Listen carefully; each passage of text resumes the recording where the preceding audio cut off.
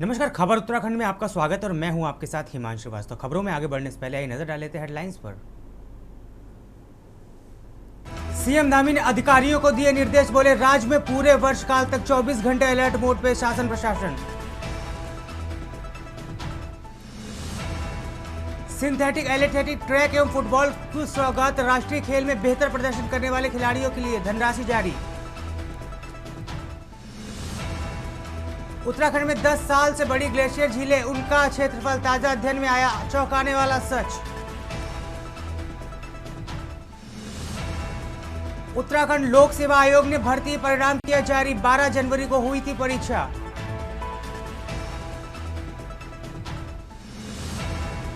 उत्तरकाशी में बारिश का येलो अलर्ट, बाढ़ के खतरे का पूर्व अनुमान, सरकार ने भेजा जिलाधिकारियों को पत्र। यमुनोत्री हाईवे में मलबा आने की जगह जगह बंद, खतरे में मोटर पुल, खोखलों में भरा पानी, लोगों में दहशत। आप देख रहे हैं के न्यूज, खबरों का सारथी।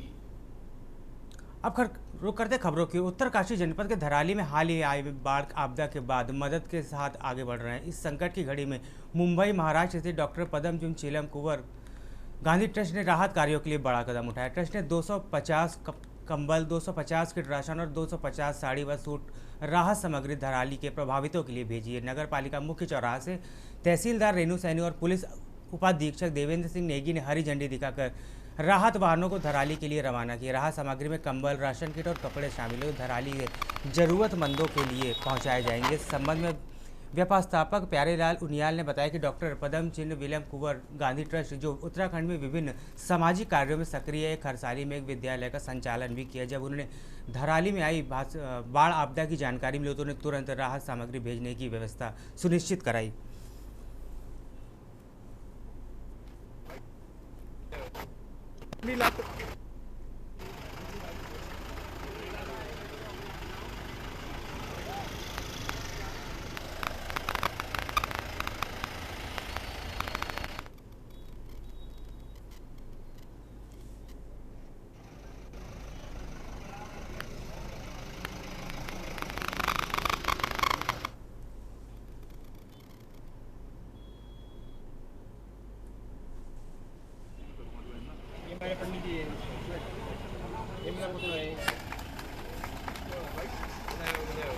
पहले मैं आप लोगों का शुक्रिया अदा करता हूं कि आप लोग आए, अपना मुझे समय दिया। ये मेरे यजमान डॉक्टर पदमचंद विलियम कुंवर गांधी ट्रस्ट मुंबई में रहते हैं और ये सीए हैं अभी। और ये जब यात्रा पे आए थे तो ये हमारे सबसे पुराने यजमान थे, मेरे पिताजी के साथ थे। तो मैं जब इनके साथ ये मुद्दे गया, मैं इनका आभार व्यक्त करना चाहूँगी। ऐसी आपदा की घड़ी में सभी लोग हमें सपोर्ट कर रहे हैं, तो ये भी आगे आए और इन्होंने अपनी तरफ से जो भी राहत सामग्री, लोगों की ज़रूरत का सामान है, उसकी किट तैयार की है। और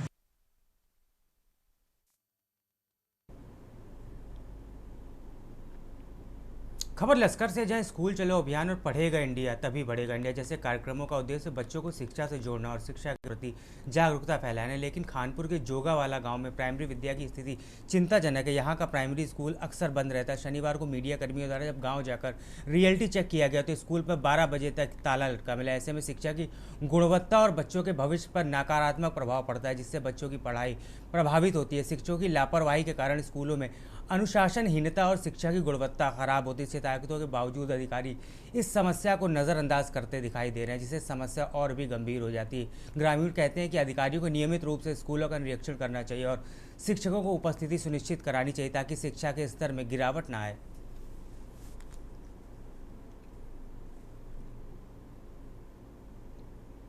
नैनीताल के तल्ली बाजार में उस समय माहौल गर्मा गया जब पुलिस ने एक मेडिकल स्टोर का चालान कर दिया। आरोप है कि दुकान में सीसीटीवी कैमरा ना होने पर यह कार्रवाई की गई। चालान की खबर फैलते ही स्थानीय व्यापारी आक्रोशित हो उठे और सामूहिक रूप से दुकानें बंद कर सड़क पर उतरे। व्यापारियों ने पुलिस के खिलाफ जमकर नारे लगाए और बाजार क्षेत्र में धरना शुरू कर दिया।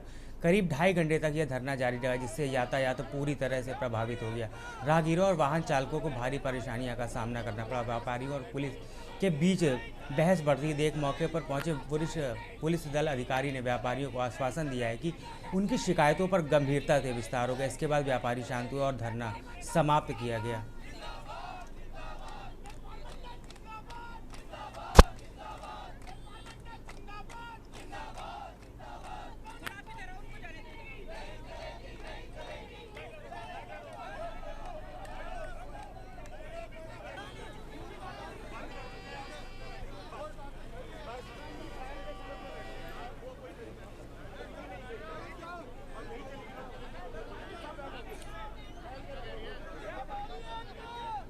मामला ये था कि कोई नया हमें बताया गया, कोई नया कानून आया है जिसके तहत कि जो मेडिकल स्टोर्स हैं उनमें भी सीसीटीवी लगा होना चाहिए। अगर कोई नया कानून आया है तो हमने सिर्फ ये रिक्वेस्ट करी कि हमें जानकारी दे दीजिए। पहले चालान काटा गया, उसके बाद बताया गया और उसके बाद वो कार्रवाई को चलते रखा उन्होंने और उसके बाद ये धमकी दी गई कि अभी तो इतना कर रही हूँ, ज्यादा बोलोगे तो इतने का काटूंगी। ये इस तरीके का व्यवहार जो था उनका वो बिल्कुल गलत था। ये व्यवहार गलत है। हमेशा से आपस में अच्छे टर्म्स रहे हैं। थाना व्यापार मंडल हमेशा मिलजुल के चला है हर सिचुएशन में, हर चीज में। लेकिन ये व्यवहार, और ये सिर्फ इनका मैडम की तरफ से होता है और किसी के साथ कभी हमारे को कोई शिकायत नहीं थी। कि पुलिस ने बिना इंफॉर्मेशन के सीधे चालान ठोक दिए और जो ये मैडम है इनका बिहेवियर, इनका कंडक्ट एक ही व्यक्ति के साथ नहीं, सभी के साथ बड़ा नेगेटिव अप्रोच वाला है। कहीं पे कोई काम भी होता है आप हमें आदेशित करिए, हम उस चीज का पालन करेंगे, पर आप सीधे चालान कर देंगे, ऊपर से धमकी देंगे कि मैं तुम्हारा 5,000 का कर दूंगी, 10,000 रुपये का कर दूंगी। ये पुलिसिंग का तरीका नहीं है। हम सब जितने भी लोग यहाँ के हैं सब एजुकेटेड बड़े हुए लोग हैं, कानून का पालन करते हैं, कानून को ऑनर करते हैं। पर कोई हमें डिक्टेटरशिप करे, हमको धमकाए, इस तरीके की कार्रवाई को कोई भी यहाँ का व्यापारी या कोई भी लोकल आदमी या कोई भी उत्तराखंडी एक्सेप्ट नहीं करेगा।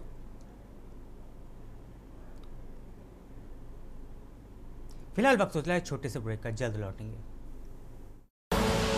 आप देख रहे हैं के न्यूज, खबरों का सार।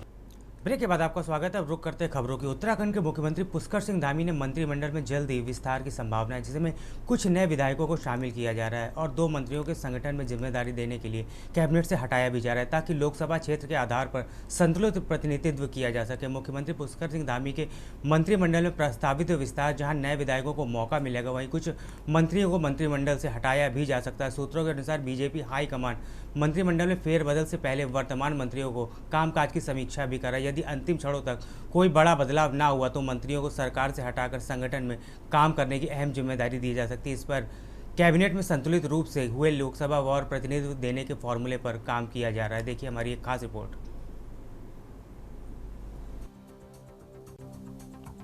उत्तराखंड में कैबिनेट विस्तार को लेकर पार्टी सूत्रों के अनुसार गढ़वाल कुमायूं के क्षेत्रीय संतुलन की बजाय इस बार बीजेपी लोकसभा क्षेत्र बार प्रतिनिधित्व देने के पक्ष में है। सूत्रों के अनुसार फौरी तौर पर जो बात आई है उसके तहत हर लोकसभा क्षेत्र में 2-2 लोगों को प्रतिनिधित्व देने पर सहमति बनी है। इनमें अभी बड़े जिलों को ज्यादा स्पेस मिल सकता है। बता दें कि राज्य के विधानसभा क्षेत्रों की संख्या के आधार पर मंत्रिमंडल का आकार मुख्यमंत्री समेत 12 सदस्यों का हो सकता है। लोकसभा क्षेत्र वाले फॉर्मूले के अनुसार वर्तमान में धामी कैबिनेट संतुलित नहीं है। वर्तमान में पौड़ी लोकसभा क्षेत्र का पलड़ा कुछ ज्यादा भारी है।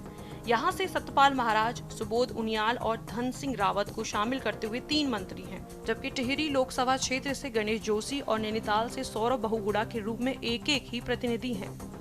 इधर अल्मोड़ा लोकसभा क्षेत्र को देखा जाए तो मुख्यमंत्री धामी को शामिल करते हुए उनके साथ कावीना रेखा आर्य अल्मोड़ा लोकसभा क्षेत्र का प्रतिनिधित्व कर रही हैं। वर्तमान में हरिद्वार लोकसभा क्षेत्र का प्रतिनिधित्व 0 है। कुछ समय पहले जो वित्त मंत्री के रूप में ऋषिकेश के विधायक प्रेमचंद अग्रवाल हरिद्वार कोटे के मंत्री के रूप में कैबिनेट में शामिल थे, लेकिन मार्च में विधानसभा सत्र में हुए विवाद के बाद उन्हें इस्तीफा देना पड़ गया। मंत्रिमंडल विस्तार की चर्चाओं के बाद से ही मुख्यमंत्री के कैंप कार्यालय और सचिवालय में विधायकों की आवाजाही बढ़ गई। बीते रोज भी कई विधायकों ने मुख्यमंत्री से उनके आवास पर मुलाकात की थी।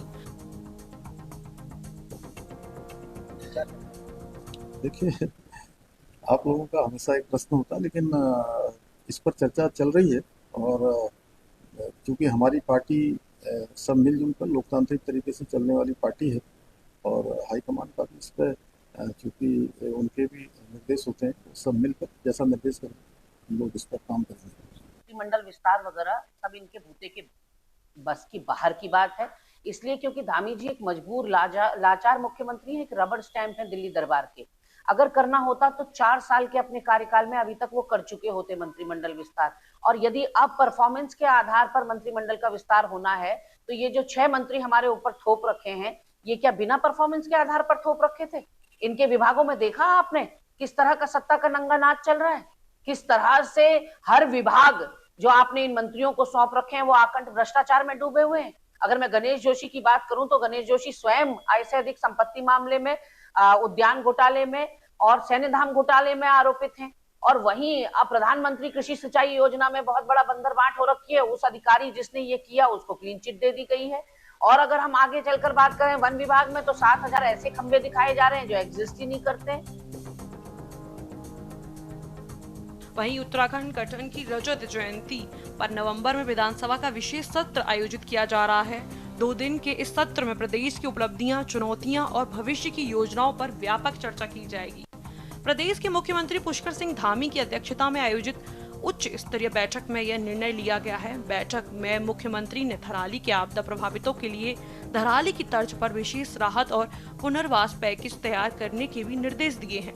मुख्यमंत्री आवास पर आयोजित बैठक में आपदा प्रबंधन, प्रशासनिक सुधार और स्थानीय स्तर पर सेवा वितरण को प्रभावी बनाने को लेकर कई अहम निर्णय लिए गए हैं। मुख्यमंत्री धामी ने थराली की आपदा से प्रभावित लोगों को तत्काल सहायता पहुंचाने और पुनर्वास कार्यों को युद्ध स्तर पर प्रारंभ करने के निर्देश दिए। उन्होंने जोशीमठ में भी राहत और पुनर्निर्माण के कार्यों को जल्द शुरू करने के साथ अधिकारियों से कहा कि प्रभावित परिवारों की पीड़ा को प्राथमिकता के आधार पर दूर किया जाना चाहिए। बैठक में तय किया गया कि नवंबर माह में विधानसभा के 2 दिवसीय विशेष सत्र में राज्य की उपलब्धियां, चुनौतियां और भविष्य की योजनाओं पर व्यापक चर्चा की जाएगी। बैठक में लिए गए फैसले के तत्काल अमल में लाने को लेकर मुख्यमंत्री धामी ने अधिकारियों को स्पष्ट निर्देश देते हुए कहा कि जनहित के कार्यों में किसी भी तरह की लापरवाही स्वीकार नहीं होगी। बैठक में प्रमुख सचिव आर.के. सुधांशु, आर. मीनाक्षी सुंदरम, सचिव शैलेश बगोली, अपर पुलिस महानिदेशक ए.पी. अंशुमन, विशेष सचिव डॉक्टर पराग मधुकर धकाते और अपर सचिव बंशीधर तिवारी उपस्थित। वहीं विशेष सत्र को लेकर यूकेडी का कहना है कि यह सत्र जनता के लिए गैरसैंण को स्थायी राजधानी बनाने के लिए करते तो अच्छा होता। धामी अगर यदि अपनी सरकार का विस्तार करने जा रहे हैं तो अब बहुत देर हो गई है और इतने समय से राज्य की जनता को जो उम्मीदें थी, अपेक्षाएं थी कि सरकार चले, ढंग से चले, वो उन्होंने अपने मंत्री बनाए नहीं और बिना मंत्रियों के सरकार उन्होंने चलाई है। अब सरकार जब भारतीय जनता पार्टी की जाने वाली है, उत्तराखंड से बाहर होने वाली भारतीय जनता पार्टी है, तब वो अपनी सरकार का विस्तार करने जा रहे हैं। और मैं समझता हूँ कि विशेष सत्र उनको बुलाने का, उन्होंने कहा है कि मैं विशेष सत्र बुलाऊंगा। विशेष सत्र जनता के लिए अगर बुलाए, वो गैरसैंण राजधानी के लिए बुलाए, मूल निवास के लिए बुलाए, रोजगार बेरोजगारों के लिए उनके समाधान के बुलाए, पलायन पर रोक लगाने के लिए बुलाए, परिसीमन पर बुलाए, तो विशेष सत्र बुलाने का कोई तात्पर्य है। और ये बेफिजूल के हो हल्ला करने से आपने देखा 2 घंटे 40 मिनट केवल सदन चलाकर वो गैरसैंण से भागाए। ये क्या सदन है? ये उत्तराखंड की जनता की पैसों का दुरुपयोग है। हम ऐसे सदन को नहीं मानते, उत्तराखंड की जनता ऐसे सदन को नहीं मानती। देखिए, बहुत जल्दी आप लोगों का जो इंतजार है कैबिनेट का विस्तार होने का, वो बहुत जल्दी हो जाएगा। शुभ संकेत माननीय मुख्यमंत्री जी ने दे दिए हैं और एक ऐतिहासिक निर्णय भी माननीय मुख्यमंत्री जी ने लिया है नवंबर में विशेष सत्र बुलाने का, क्योंकि जिस तरीके से आपने देखा कि गैरसैंण के अंदर कांग्रेस ने तांडव मचाया और विधानसभा के प्रांगण को शयन कक्ष बनाने का काम किया और वहां पर हंगामा किया। पूरे सत्र में उन्होंने कोई चर्चा नहीं करी, लेकिन माननीय मुख्यमंत्री की चिंता है कि विकास कार्यों पर चर्चा होनी चाहिए। हमारे आपदा जहां पर आई है, हमारा क्षेत्र में जहां जहां आपदा आई है, उन पर चर्चा होनी चाहिए। हमारा क्या बजट होगा उन लोगों के लिए, हम क्या मदद कर सकते हैं, इन सारी चीजों पे चर्चा होनी चाहिए, विकास कार्यों पे चर्चा होनी चाहिए। इसी को लेकर के माननीय मुख्यमंत्री जी ने नवंबर में एक विशेष सत्र बुलाया है और विपक्ष से ये उम्मीद की है कि बिल्कुल सकारात्मकता के साथ में इस सत्र को चलने दे और सारी चीजों के ऊपर विचार किया जाए, चर्चा की जाए, तभी इस प्रदेश का भला होगा। कुल मिलाकर जल्द ही नए मंत्रिमंडल विस्तार को लेकर अब राजनीति में चर्चाएं तेज हो रही हैं। अब तक धामी कैबिनेट में 7 मंत्री हैं, जिस पर अब 5 नए भाजपा के नेताओं का चयन तेजी से किया जाना बाकी है। संभवतः ये जानकारी है कि पूरा धामी मंत्रिमंडल नवरात्रि तक पूरा हो जाएगा, तभी नए चेहरों को लेकर तस्वीर साफ हो पाएगी। लेकिन कई विधायक अभी से अपनी गुणा भाग की राजनीति में सक्रिय हो गए हैं। वहीं एक और 9 नवंबर से पहले होगा उत्तराखंड विधानसभा का विशेष सत्र। 2 दिवसीय सत्र में राज्य के विकास और रोड मैप पर भी चर्चाएं की जाएंगी। पक्ष और विपक्ष को एकजुट करने की तैयारियों में सरकार ने काम शुरू कर दिया है। मुख्यमंत्री का एकाएक विधानसभा का निरीक्षण करना भी हाल ही में विधानसभा पहुंचे थे। साथ ही अब ये भी देखना उचित होगा कि बीते भाजपा शासन में अब तक किन विधायकों का परफॉर्मेंस बेहतर रहा, पार्टी उस स्तर पर ही उन्हें 5 चेहरों का चयन करेगी। लेकिन हर कोई अपने मंत्री बनाने को लेकर देहरादून से लेकर दिल्ली तक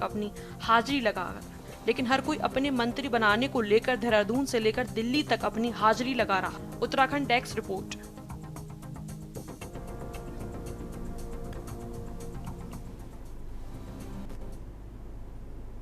खबरों में फिलहाल इतना ही। आप बने रहिए के न्यूज़ इंडिया के साथ। नमस्कार। आप देख रहे हैं के न्यूज़, खबरों का